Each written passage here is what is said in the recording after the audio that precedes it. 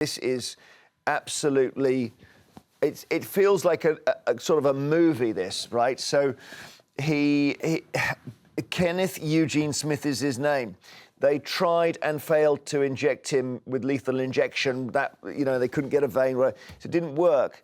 And then they went to another method several months later of nitrogen. His spiritual advisor witnessed the execution. Have a listen to what he said. What we saw was minutes of someone struggling for their life. We saw minutes of someone heaving back and forth. We saw spit. We saw all sorts of stuff from his mouth develop on the mask. We saw this mask tied to the gurney and him ripping his head forward over and over and over again. All right, this is Smith, murderer. As I say, they messed up the lethal injection. How's that possible? They couldn't get a vein. So he then survived that. So they then said, we'll have another go. There's no restriction on the amount of pain a person suffers. That's not the issue. The issue is the speed. They thought it would be quick and it wasn't. So he's strapped to this gurney. They then remotely, because they don't want to breathe this stuff in, activate what they call the nitrogen hypoxia system. Hypoxia because it sends you to sleep. Theoretically, he had a last meal, although he wasn't supposed to, because of the danger of vomiting.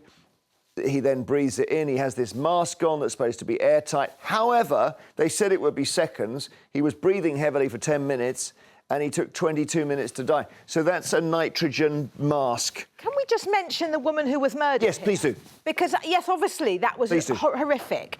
But the woman who was murdered that resulted in this man being, we could say, murdered by the state, Elizabeth Sennett, in 1988, she was bludgeoned to death with what they call a fire implement, some kind of heavy object. Yeah, and then she was also stabbed. So this is the real victim in here. Let's be honest here.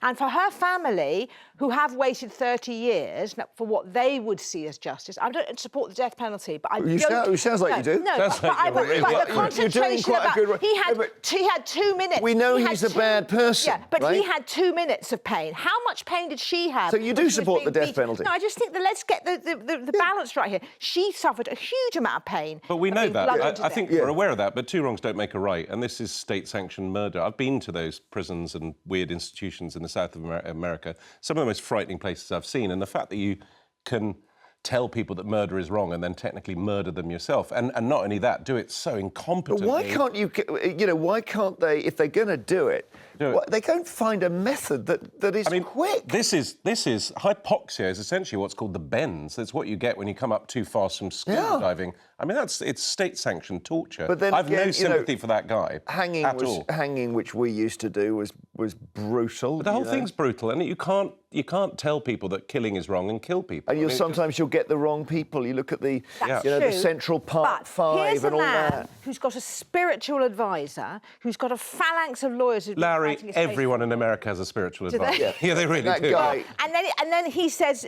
before he's put to death, he says, you know, I love you all. Well, he didn't love the woman he killed. But we're not discussing whether he's bad. We know he's a bad person.